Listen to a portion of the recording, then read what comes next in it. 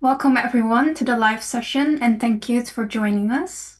Whether you're watching this live or at a later time, we really appreciate it. And also, once more, apologies for last week that we didn't appear live at the time that we announced. We hope everyone is doing well and that participating in the course has been a great experience. Currently, more than 137,000 people are enrolled in the course, with people from all over the world. And we also have some great news to share with everyone. Recently, the course became free for anyone who would like to enroll. So please share this news with friends and family. And today's live session will, with our educators and mentors, is meant for you to see who is working on the course behind the scenes, to answer some of your questions and to highlight some insightful comments that you have sent in. But before we continue the live session, I would like everyone to briefly introduce themselves. Okay, so maybe I shall start and then I will hand over. So my name is Laura Rupp. I'm a senior lecturer in English, Language and Linguistics at Vrije Universiteit Amsterdam. And so I teach my regular courses there, which all have to do one way or the other with variation, language variation, and mostly variation in English. So I teach, for example, a course about global English, so the spread of English around the world and why that happened and the linguistic and social consequences of that spread. So that nowadays we have many people speaking English and different forms of English, but also, for instance, that not everybody in the world still has access to English, or that some languages were lost because of the position of English. And and also 6 years ago, I designed this online course, MOOC English Pronunciation in a Global World. And ever since, I've been an educator on that MOOC. I would like to pass on to Svetlana. Hello, everybody. My name is Svetlana Lukovic. I'm a retired ESL teacher with a master in TESOL and a lot of years experience teaching both in Europe and Australia. My educational interest is in systemic functional grammar, pronunciation, and teaching ESL students, particularly academic English, which I have been teaching a lot. And I was also running a private language school and have been director of studies at university in Australia, in Australian Catholic University, where I met sorry, I keep saying Laura because of English. And I am very passionate about language and I love languages. And I started learning English when I was very young. So I think I have been constant learner. And that's what I like about languages, and particularly English. And I really love English in any form and shape. So that's about me. Yeah, and so I can add to that, as some of you will have seen, that Svetlana has been a very valuable mentor on the MOOC in the past number of weeks. Thank you. We're going to pass on to Valber. Okay, thank you. So, hello everybody. I am Valber Silva. Okay, some people in English call me Walber, which is okay, no problem at all. And I have been working with the English language for more than 20 years. And in the last 10 years, I've dedicated myself to teaching adults only. Okay, specializing in their needs, how to work on pronunciation with adults, which is very different from working with children and adolescents. It's an area that I love. It's a big challenge, and I love challenge. That's why I chose it. I'm passionate about pronunciation and accent, and actually, I call it accessibility to language, to communicate. I'm very happy when a student of mine says that he or she communicated well when they traveled. And I think that this is the point of learning a foreign language. And I have just started mentoring in this course, which I love because I can learn a lot with all of participants. And I hope to be together for a while. Thank you. Yeah, and so do we. So thank you for joining us all the way from Brazil. I'm going to pass on to Kitake. Yes, thank you very much. First of all, sorry, I am under the weather. I hope you are able to listen to me. So, my name is Keitaki. I come from India. I'm currently a master's student of intercultural communication. Um, I really like learning different languages, and when it comes to English, I'm trying to learn more about English pronunciations and its relation to identity. That's where my interest lies. I'm a part of this MOOC program as an intern, and I think the best part of this work is reading the comments. It's really fascinating to see so many different perspectives about pronunciations in the comments. It's really fascinating to see how diverse and creative global English can be. Yes, so thank you so much. And so Kitake, she's been an intern, and she will also, later on be a mentor in the MOOC. So you Mhm. will see her name also. And finally, back to Sophie. Hello, I'm Sophie. I'm a third year literature student in Amsterdam, and I took the global English course, and this inspired in me some interest in linguistics. So I took some more linguistics courses. Um, I will soon be studying to become an English high school teacher, but currently I am the coordinator of the MOOC and the mentor program. Yeah, and Sophie has been doing a very good job at that. So this was all about us, so who we are, and so our interests in pronunciation and some of our perspectives on pronunciation. But the live session is also very much meant for the participants in the MOOC, and I can see that some of the participants are currently looking at the live stream, and I would like to invite you to, if you have any questions, to ask your questions or any thoughts, to post them in the chat, and I will keep an eye on the chat as I'm doing right now, and we will certainly respond to them. First of all, we're going to address some of the questions and comments that were raised by participants in the course already. And Sophie is going to share with us some of these questions and comments, and then we are going to try to respond to them or answer them as the best we can. So let's start with the first comment. I think this topic is really hot because accent is something that people hear first, not the real meaning of what you're saying. A first impression is the most important thing. This affects the whole communication and influences how successful it would be. There are a lot of stigmas in terms of right pronunciation, and I can feel it. It really destroyed my confidence and made me fear to speak. Yeah, so this is a comment and that is shared with us. And I think it's a very rich comment. So many different aspects of pronunciation are encapsulated by that comment. So first of all, accent is something that people hear first, not the real meaning, what you're saying. So it's expressing that pronunciation is so much more than just the sounds, or just like as Svetlana sometimes put it, some kind of like technical ability that we have.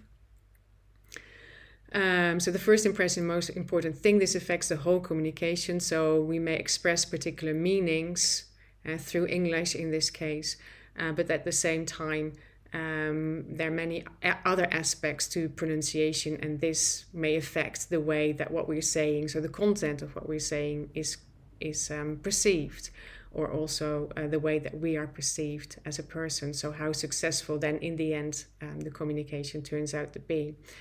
Now, a lot of stigmas in terms of right pronunciation. I agree with that. So right pronunciation, there is this language ideology. It's very widespread. I think it is in the world. It's that particular forms of English, let's say standard English, English, or standard American English, that they are the most developed or most sophisticated or the best kind of Englishes that exist in the world. And it's true that these two, so standard English and standard American English, that they have important functions, certainly in the world, but they were chosen to become the standard, and so this is why they're used. So this has, for all kinds of social reasons that we will not get into, this is why they're used very much, but it's not certainly not the case that other kinds of English pronunciations, that they're less worthy in any sense than standard English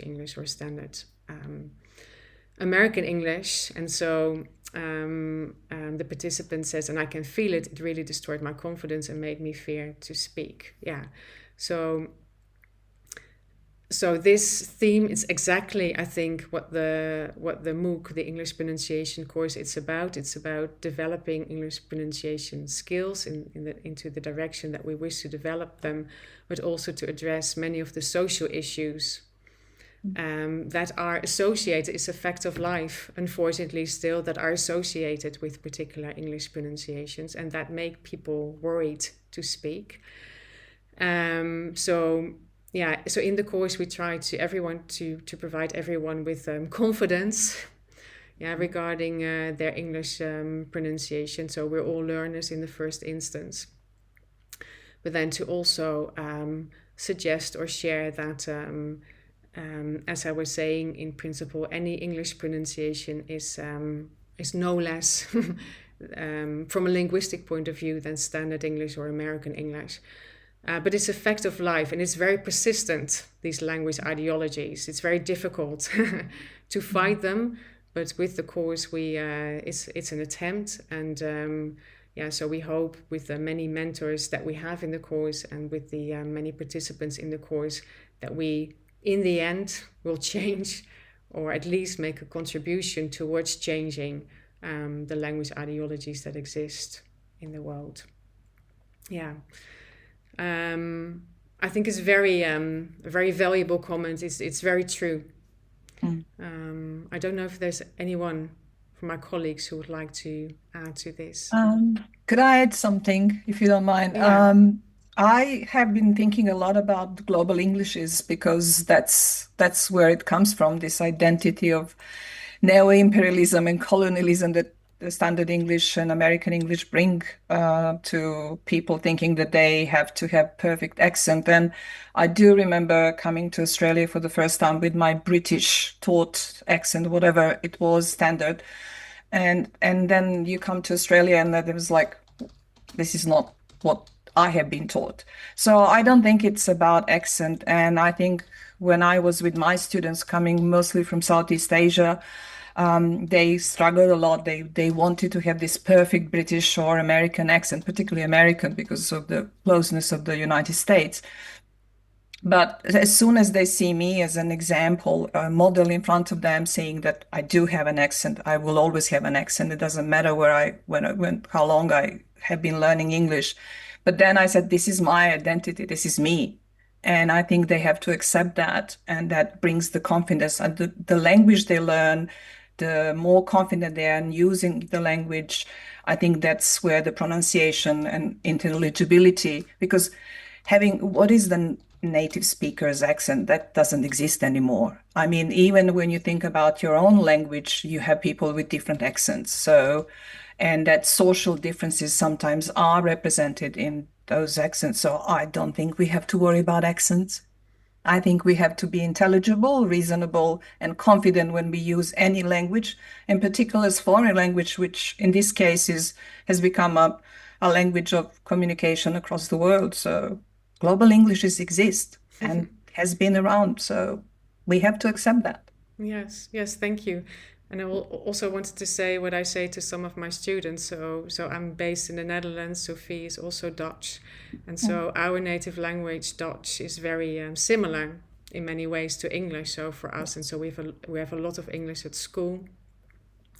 So for us, it's relatively straightforward to speak English and to speak English in particular ways. But I also have students in my own classes and also in the MOOC who are from very different parts in the world, and whose language, as you also know from your students, Svetlana, so you had many Yes. students from Nepal, for instance, if I believe, Yes. or Yes. A lot Myanmar, of Nepalese. Yeah. yeah, or Vietnam. And so those Mhm. languages are so very different from English that it's it's really I think admirable the way that students that I have in my in the MOOC and also in my regular pronunciation classes speak English. And so that should also be borne in mind, that the effort it takes a lot more effort. And it's much more difficult for people who speak a native language that is so different from English. So people should be proud. Yeah. Absolutely. And that's what I think they have to be aware how valuable they are when they speak more than one language, and particularly when they express that intelligence and cleverness and smartness, Yeah. being smart in another language, which is usually a problem. They want to be smart in both languages. So that's the thing. Yeah. Yeah. So we have more questions, so we're going to move on. But I think it was a very important comment to begin with, and I hope that so everyone in the course, that's also what the course is meant for, helps us oppose these language ideologies regarding forms of English, forms of spoken English that are different than standard British or English or standard American. All right, going on to the next question. Someone wrote, this week, the most interesting thing I learned was about rhotic and non-rhotic pronunciation and how accents differ around the world. I have started thinking more about my own English pronunciation and how to make it understandable to speakers from different countries. I can practice these skills in the real world by listening carefully to different accents in videos and repeating words or sentences aloud. I still have some questions about improving TH sound and word stress in longer sentences. Yeah, so TH sounds and word stress in longer sentences. So in the course, in the MOOC, there are some modules about TH sound and also about word stress. Regarding TH sound is also a sound, it doesn't exist in Dutch. I think it only exists in very few languages, actually, this TH sound, and some native speakers of English don't have TH sound either. And so it has been found that it doesn't always bear on your being understood whether or not you have this TH sound. But yeah, my students also at VU, but also in the MOOC, if they, many of them wish to acquire or develop this TH sound. And that's, if you like, of course, that's a very legitimate goal to have. So there are there is material on TH sounds and word stress in the course. I also wanted to highlight something else that was said in the comments. So our participant said, I've started thinking more about my own English pronunciation and how to make it understandable to speakers from different countries. I like that very much. Because I think that in traditional pronunciation training, so very much like the responsibility is put with the speaker. So you should speak English or develop English pronunciation in a way that I can understand it. And if I cannot understand it, then maybe you should have more English lessons and then work with your pronunciation more. But certainly, I think in English language teaching or in English linguistics, and also what we attempt to do in the course is to also highlight the role of the listener, in communication, because hopefully it's like a two-way interaction. So we can try in our English to speak English that is understandable to other people, but also as a listener, you can make an effort to understand what the other person is saying. I think that's it's also an important role in communication. And therefore, in the course also, and we try to further develop that part of the course, we also have some listening exercises. And I think it's in pronunciation training or teaching more generally that is not only developing your own pronunciation, but also listening to other English pronunciations. And so, there's a wonderful website. I've included it in the course from a colleague from Japan, who has all these audios from various speakers in the world with maps and everything and quizzes. And so for us to become familiar or to get more used to the way that other people with a different linguistic background than we have may speak English. Because if we understand that, then it's so much easier. So if we know that, if we understand how somebody else with a particular linguistic background speaks English, and it's so, becomes much easier to understand the other person. So I think, Walbert, that you once told me about something that can be characteristic of people from Brazil. Speaking English having to do with vowel sounds. Wasn't that the case? It has, especially at the end of the word. For example, the word happy ends with Y, and Brazilians tend to ignore it and say hap instead of happy. And they tend to put an I sound at the end where it doesn't exist. For example, the kind of music, rap music, they say rappy. Take out the sound from happy and put where it doesn't have the sound. So it's something that we work a lot. And words finishes with the silent E, like have. I have a car. Some of them usually say, I have a car. So this is something that we work a lot on how to take, because we are visual. Our language is very visual. What you see, you need to speak. Yeah. And English is more listening. What you hear, you produce. So it's have, for us, would have two syllables, heavy, because you have a vowel. Every time you have a vowel in our language, is a new syllable. Yeah, exactly. So now you've told me that. And if I then would speak with somebody who'd speak English with somebody from Brazil, then I would know this. And I would be less surprised maybe at these vowel sounds where I might not have them. And so it's similar, right? In like other languages, like in Spanish, where there are not particular consonant clusters do not exist. And the vowels in Spanish have only one sound each. Yeah. It's not like English that A could have 3 or 4 sounds. Yeah. So there's a this is one-to-one. a big struggle for Spanish people to understand, when does it change? Why here is A and there is A and then in car? Yeah. Because in their own language doesn't change. It's only one sound. Yeah. The TH is another problem for us. Yes. Because it's considered a mistake in our language. You have to treat it, go to a speech therapy. Even now that I teach adults, they spend 30 years, 40 years of their lives learning that this is wrong. How can I tell them to say, think? Yeah. They say, no, I went to the speech therapist when I was a child, and now you want me to produce this? It's very hard. Yeah, it is.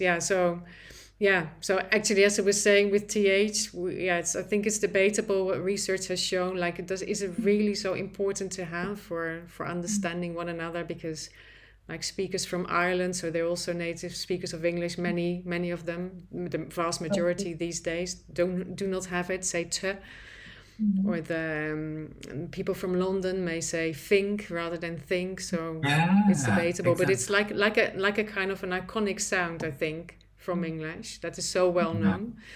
But going back to what we were saying regarding sharing with us like the way that we speak, and it's because of the native languages that we may have. I think it's an important it's also an important part of developing English pronunciation. So trying to understand the way that other people speak English, and it makes it easier then to communicate. And what I also like about it is that you actually learn from the way that other people speak English about their native language. Right, so I learned about Brazilian Portuguese because you explained to me how people from Brazil may speak English. So from that point of view, it's also interesting. And when it comes to accent, I had this question before. I think it was this week during the course. I was reading the comments, and the person said something about, I think we have to try very hard to have a native speaker accent. And then I said, a native speaker from South Africa, Australia, New Zealand, from England, from the which native speaker are you talking about? So this is another question. What is a native speaker accent? Yes, certainly. As also Svetlana was saying. Yes, definitely. Yes. All right. Shall we move on to the next question, Sophie? Yep. Someone says, this week I have raised awareness of the American accent I have due to my first language pronunciation of the R sound. In what way do I need to reorient my pronunciation so that it can be more neutral? Any piece of advice?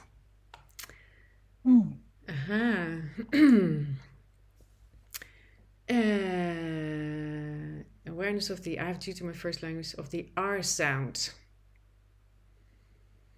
In that way, I need to, so that it can be more neutral. Any piece of advice? Yeah, so it's about the R sound. What is like a neutral R sound? Because actually, there are many different ways of pronouncing R in the world. So I would like to ask Ketake.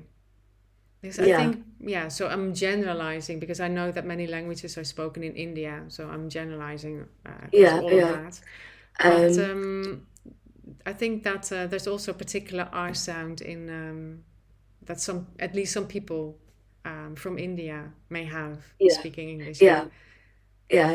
So when you talk about Indian English, we have so many different languages already. Like you said, it's really difficult to categorize it as one language, as Indian English. But one thing that is very easy to identify, distinguish, is when we pronounce R, the tongue is in the front part of the mouth. And like the question talks that the person has an American accent. When we say R in an American accent, the tongue goes at the back of your mouth, right? Like at the upper back. So if the person really wants to try to speak in an American accent, I would say concentrate on getting your lip at the back every time you say R. That can just roll your tongue, and that can help you to begin with. And uh, when you see a word with R, instead of stressing on the R, if you just stress on the whole word, then it's just easy to understand. I mean, even any word, even without R, you are being able to understand the meaning of it. So don't stress on the pronunciation of R, just stress on the word, and then it's easy to understand. I think that really helps with the pronunciation of R, and if we focus on the rhythm of the word instead of the individual parts, then again it's easy to understand. If your aim is to make the other person understand, then I think these points can help you with it. So first can be just putting your tongue at the back. Second can be focusing on the word instead of the R pronunciation. And then third is going with the rhythm of how the whole word can be said. These things I feel have helped me, so might help the others as well. Thank you for that piece of advice or sharing your experience. So we spoke about R as it may be pronounced by speakers from India. So there are many different ways, right? So we have my personal R is r, so I have a kind of roll, and some people have with the tongue against their palate. Does any one of you have that R? We have I cannot do it. Like on the palate, on the front palate. And the French have bonjour. It's more here, the French. exactly like Yeah, that. yeah. So there are many different pronunciations of R, and also I think that so what is like a neutral R? I think it's difficult to say objectively because it's also what you're Exactly. familiar with, the kind of R, and you're familiar with. It will be, I think, more sound more neutral to you than other realizations of R. I do know from so research has been done into pronunciations and also to what extent when speakers hear like let's say a different realization of a vowel or a different realization of a consonant like R, the effect to which they notice this.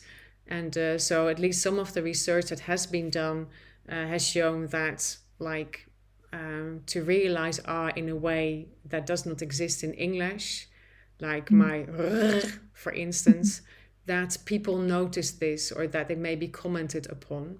So I Mm. would not say that it's wrong in any way, but if we speak about yeah, stigmatization, for instance, or people judging you on the basis of the way that you speak English, I would just suggest to to stick to the English R, and whether that is an English R or an American English R, which Kitake was rightly pointing out is more at the back of the mouth. Mm. I I think think the person should choose the one that is more comfortable to say. yeah, You know, if for me, car, like a rhotic R, is okay, yeah, or car as a yeah, non-rhotic, I always tell my students, choose the one you feel more confident to say. yeah, And yeah. then you're going to be very well. Yeah, yeah, I agree. So either some the more English are or the more American are, they're both fine. What you feel comfortable with, but yeah, like as I said, in principle, there's nothing wrong with pronouncing R in a different way in English. But from the literature I've seen, that it might be commented upon. So I would, for that reason, because we live in this world where we have these language ideologies, and until we've changed them. We just have I think, make people aware that this might be the case, and this is the case research has suggested for R. Okay, I saw that there are some questions in the chat, and I think it's so nice to also answer those. So I'm going to have a look at them. So here, question is there any course available free of cost that I can join to improve my skills and learning? I wanted to share with you, as Sophie already mentioned, that so the course that we're speaking about here, or that we're having the live session for, so the English pronunciation in a global world, that it has become a fully free course. So until a number of weeks ago, it was the case. So the course runs on a platform, Future Learn, from the Open University in the UK, and which is a very good platform for various reasons. But until recently, they had a system where the course could be attended freely for a number of weeks. But now it's a fully free course and can be attended anywhere in the world, and also all the tests in the course are fully accessible now, and also everyone attending the course can get a certificate. And the other question was, I have a question. What is the most important when we speak in English like not natives? Yeah, so if we're thinking of non-native speakers, is it more important, it's a good question, I think, the communication or the credibility? So, or the way that we're perceived. What is more important? Wow.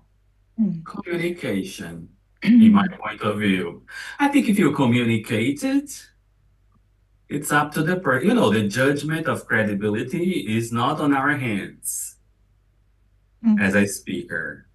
Like, as you said, the listener has a job to do as well. Remember, in the beginning, we were talking about the listener. Sometimes the listener is open to understand whatever accent you have. And others say, oh, it's not water. What do you mean? So it's up to the listening in this case. I would focus on my communication. Yeah, Did you, did the person understand what you meant? We learn languages for this, to communicate. yeah, The main point. yeah.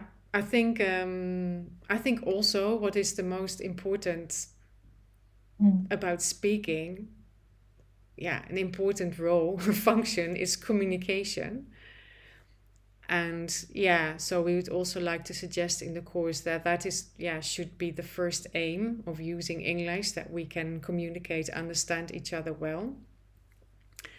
But this is not to deny that this point of credibility or the way that we're perceived may be perceived depending on the way that we speak, that that it does play a role in real life also.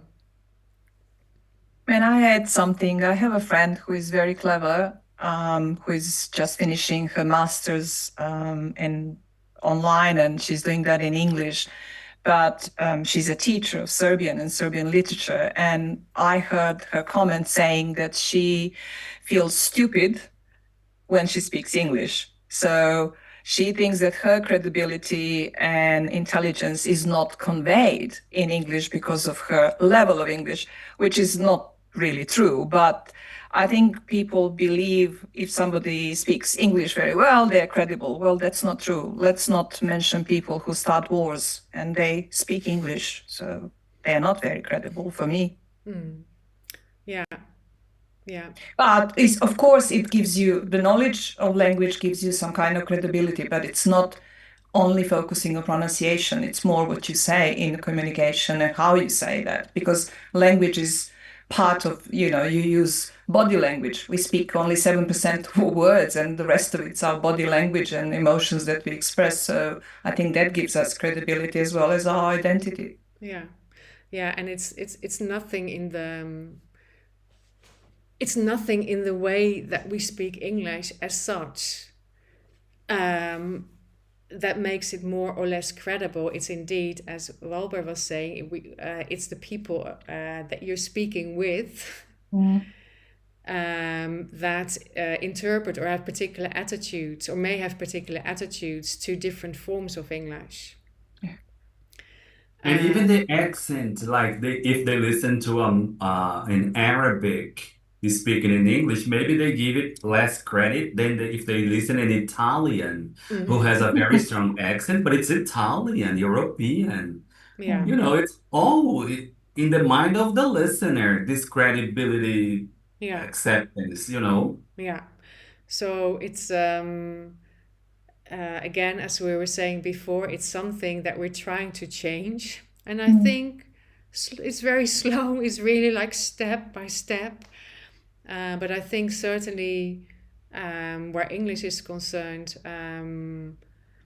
that overall that people are becoming more accepting because English is so widely spoken, that people are becoming more accepting of various forms of English. But it's a slow process because we were, yeah, in a way, we were kind of socialized into believing that there are right ways of speaking and wrong ways of speaking. And that's the way that we were brought up. But I think it's that attitude, certainly where English is concerned, is slowly more appreciation of variation in English. For instance, if I look at so if I speak with my colleague who's in the department Dutch as a second language, so she tells me that people who learn Dutch, and so in teaching Dutch as a second language, there's still very much spoken about like mistakes or deficiencies. So you have these deficiencies. It's still called, I think, in teaching Dutch as a second language, or it was at least until fairly recently. And so I think like right and wrong ways of speaking Dutch, that they're much stronger, those beliefs at the moment, than they are regarding English, but it's certainly still around regarding English. All right. Then we go back to the questions that we collected from the MOOC. Yeah. I would like to know if there is a website or an app where I can practice how to pronounce words with similar or equal pronunciation but different spelling, because Mhm. sometimes I find myself confused when I'm speaking. And that's for question for me. Yes.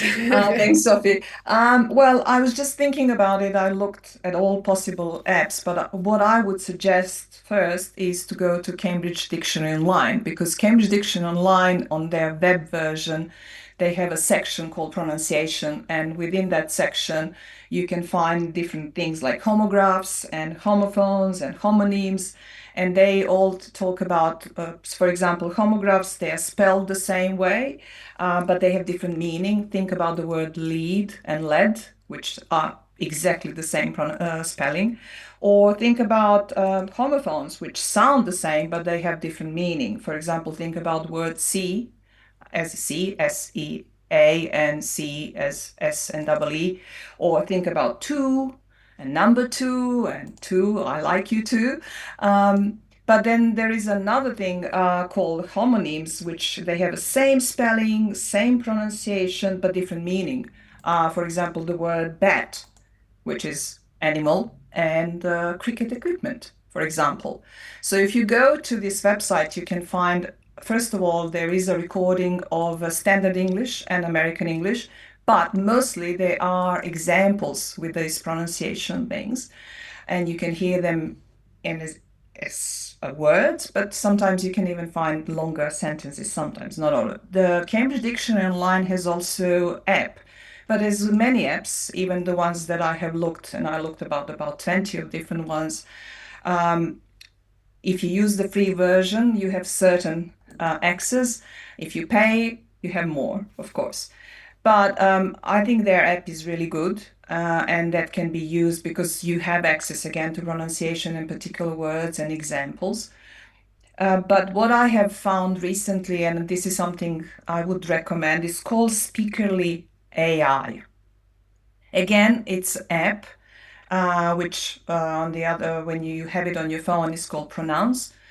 You can record your speaking for 3 free recording, but with that recording, you can practice so many times. So because the way you pronounce some things, they may suggest try this way and that way. So my suggestion is to check the apps about pronunciation, but look only the apps that have let's say 4.7, 4.8 reviews, because most of those apps are, for example, one of them is Elsa, but please take this with a certain pinch of salt, because free apps do not exist.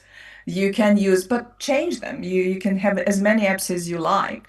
And what you can try, you can also record yourself and then play yourself to things. And there are lists of homophones, there are lists of homographs, and you can try them. And Laura had a lot of examples there on your course, but you can always express them more. So I would suggest check them. And there is YouTube.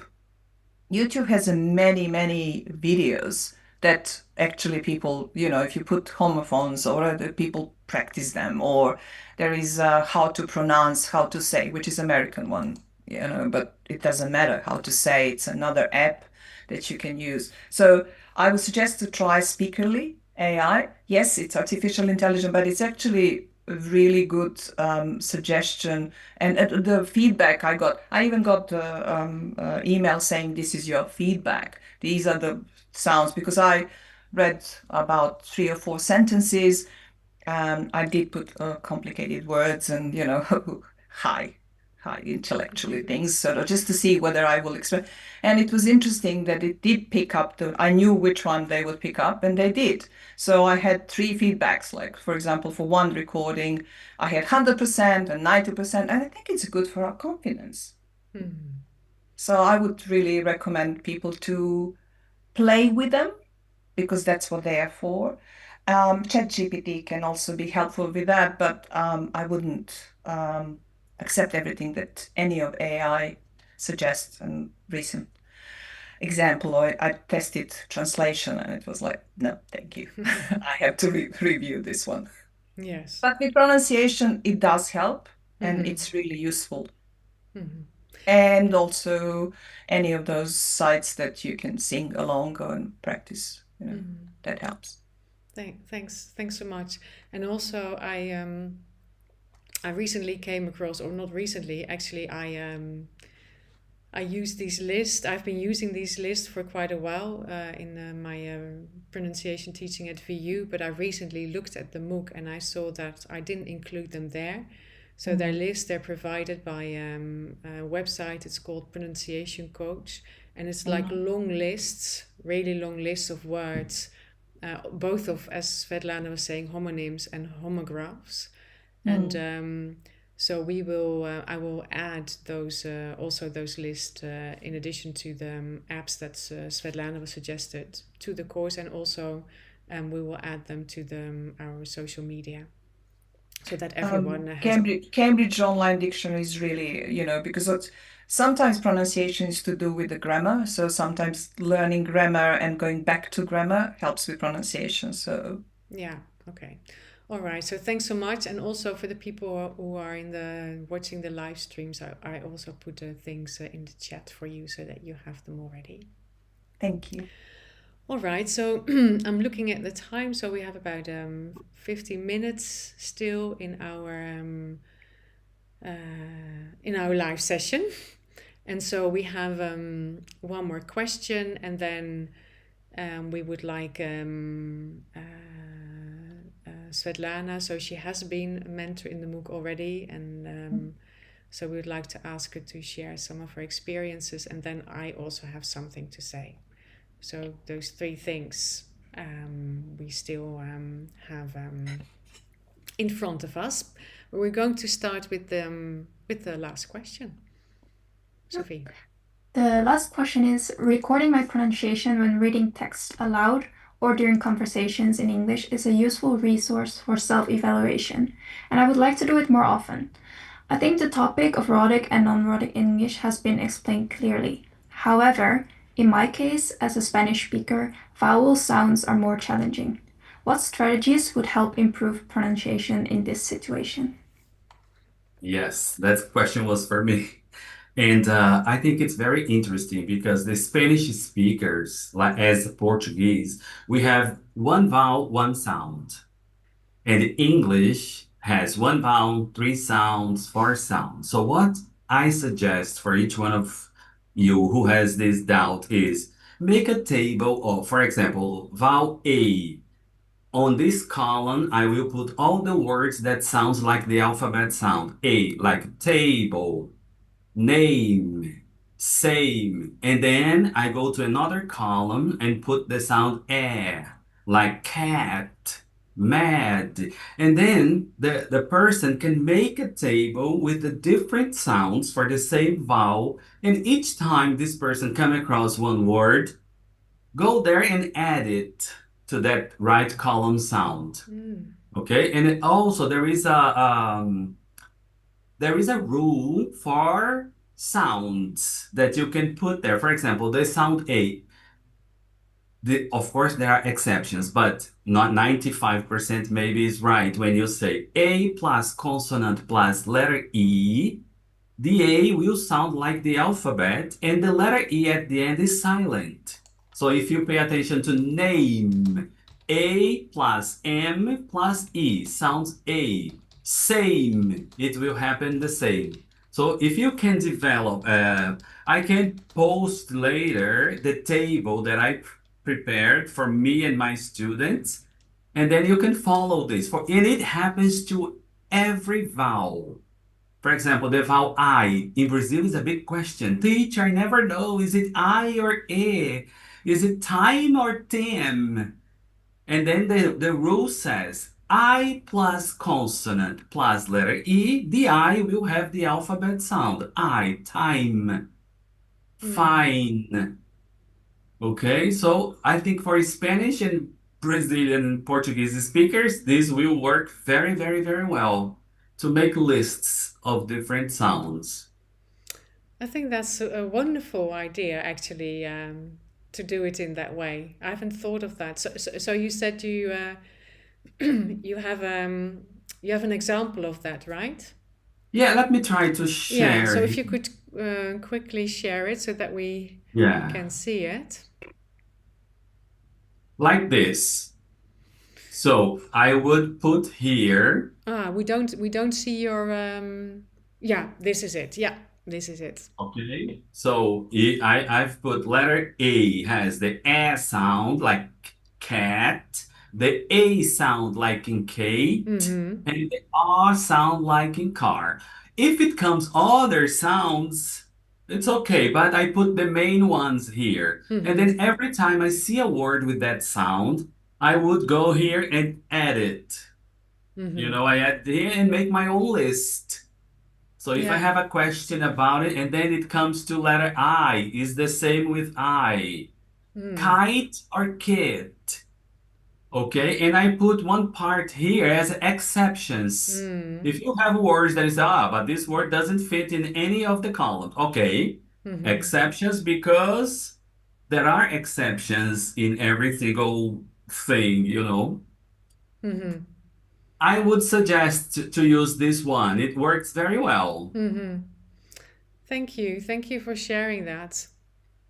I think it's a wonderful idea, and we can also see how we can somehow include that as a strategy that people can use. How we can because there are possibilities of attaching documents in the course, so we could Right. attach it as an example. Okay. So I will improve that and send to you, and Okay, then yeah, you have a better yeah. look at it. Svetlana has um, recently said to me to also what we can add to the course is to guide participants more in learning. And I think, well, but what you just showed is really a nice example of that. So thank you. Svetlana, so you have been a mentor in the MOOC for the past, for some weeks. Mhm. And before I ask you to share some of your experiences, I wanted to share with everyone watching the live stream or the recording of the live stream later on that we are always looking for mentors. So people, yeah. So we have our own, yeah. So of course we have people that we know from partnerships. Like in this way, I knew Svetlana, but also people who have been in the MOOC, like Welber, for instance. And so it's wonderful now for us that they are a mentor in the MOOC and can provide a perspective from Brazil. And so I would like to to ask or to suggest to people in the MOOC and watching the live stream of the recording, if you would be interested to also become a mentor, then you can get in touch with us. And our email address is moocenglishpro@gmail.com, I should say. And we always ask for like a CV and a motivation letter. So why would you like to become a mentor? And we will get in touch with you. Svetlana, could you say a few things about your experiences? First of all, I have to say that MOOC promotes a modern and very inclusive way of English because English is seen as a global language. I think identity is over that native so-called accent and accepting identity and your accent as your own accent and being intelligible as a primary goal. I know with adults learners, they are more aware of this non-native versus native accent, and they are more aware and they want to be accepted as a credible speakers and communicators. But I really love the idea that you have this respectful linguistic diversity in your course. And I do understand that there, and I've seen from the people who sent the comments and did that particularly in the first 3 weeks of the course, because the fourth week seems to be more reflective and there are comments and there are teachers, there are students, there are people from different areas and fields of life. But what I like about this is the respect people have for in their comments and respect in the mentors' comments. Also, this expanded idea of expanded independent practice and people asking for this practice, which I think it's very important that they want to continue. It's not, oh, I finished the course and now I can go on and my pronunciation will be perfect. No, that doesn't exist. But idea of enhancing autonomy and supporting autonomy and confidence in continuing studies. I think it's something that is coming through this course. And I think the comments from the mentors are also in that way. I think that mutual respect exists. And this is what I really liked. And this reminds me when I did my master's and I did global English, that was one of the ideas. That's why I loved the subject when I did that.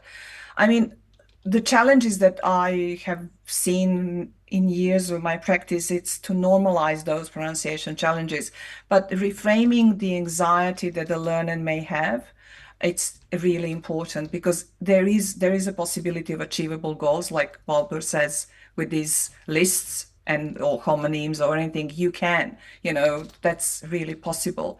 And communicative effectiveness and promoting confidence, I think that's something that is for me primary there. This mentoring really reaffirmed that pronunciation is it's not about removing accents. It's about empowering speakers to be confident and at the same time maintain their identity and express different languages through one unique international English, if you like it. I mean, just using to communicate and learn about other people and other cultures. So that was for me. That's why I really liked it. Yeah, and thanks so much for sharing that. And I also noticed what you mentioned that participants frequently ask for more materials to work with, and it's also something that you suggested to me separately from the live session today to provide for more materials. And so, I would like to say that we will be working on this. And so Svetlana also has experience working with music and working with songs, especially for suprasegmental features like stress was already mentioned and intonation. And so this is what Svetlana now will be collaborating on to include this also in the course. Yeah, and Svetlana, do you remember so thinking of the comments that you looked at during your mentorship, were there any comments that stood out for you or that you remember?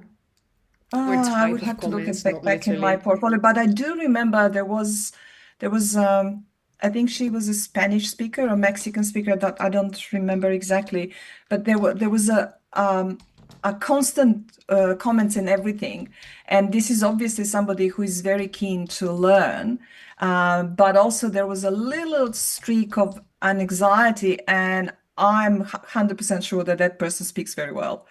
And that tells me again that, the people who are aware what they don't know, they want to learn more and they keep learning. And that anxiety is, in this case, was positive. So I could look at one of my comments, but I think, just give me a second. I think I wrote that in my portfolio. There was, because there are not many, I was checking the speakers, the learners, and there were not many from my background. But there was a Russian, I think he's Russian, I'm not sure, maybe he said, my English isn't great and I have a strong accent. So I joined this course to improve my pronunciation and make talking with me less painful for English speakers. That brings me back to what Walter said, we are communicating. So I said, dear, I won't say the name, welcome to the course. We hope you will enjoy this course and learn how to feel more confident when speaking to other speakers, no matter if they are native or non-native, non-native speakers of English. It's very important to be intelligible and not to worry about your accent. So that's what I said. Please read the article, English Pronunciation Features. It may help. Good luck and enjoy your learning journey. And I noticed he kept doing it. And I think at the later stage, he said how much he enjoyed the course. So that was the closest to my native language, because I did study Spanish and I speak Spanish not so well now these days. But so Spanish is close to me because my language is more close to the Spanish and Italian and French, although it's a Slavic one. So I understand all those problems that could appear with 5 vowels, not millions of Yeah. diphthongs, and so on. Yes. Well, thanks so much for sharing your experiences and your thoughts. I would recommend regarding to the MOOC. anybody to try, especially because you can go through the course and learn yourself, which I did. Well, Yeah, and so we all keep learning, right? So do I, and so awesome. I actually I learned from the mentors, from interns, from student assistants that I have, and also certainly from all the MOOC participants. I have learned a lot. So, having said that, we've come to an end of the live session already. So usually during other live sessions, we always announce like the winner of the most insightful comment or valuable comment, or somebody who has been very active in the MOOC, and so they would then obtain like unrestricted access to the course. But now the course has become a free course. So yeah, so fortunately, I was thinking about it. So fortunately, we do not have to have a winner then of the most valuable comment, because I always thought, well, the most valuable, I always try to think of a way of phrasing that, because yeah, really all the comments are valuable in their own right. So we don't have to have a winner of the most valuable comment anymore, because now everyone has unrestricted access. And so we've heard interesting and useful and valuable thoughts shared with us, and we had some input from the live stream also, which was very nice. So I would like to thank you for that. I left in the chat our email address that you can send your CV to if you would like to become a mentor. And I would like to end with what Svetlana was saying, what maybe the course or pronunciation is about more generally. So not about reducing accents, but about empowering people to become more confident speaking English. And so we, as mentors, will try to do our best. But I think that also everybody in the course themselves, we can all empower one another. So I would also like to invite everyone to not only post comments, but also maybe respond to what other learners have to say or share. So thanks very much from us, from different places in the world. So we're going to stop the live session now. So I would like to ask if Svetlana and Walber could hang on a little, and Ketake and Sophie as well. But to the people watching the live stream, so we're saying goodbye from Brazil, from Serbia, and from Utrecht in the Netherlands, and from Amsterdam. And we hope that you will enjoy the course, and that we'll see you for maybe the next live session or another time. So bye-bye.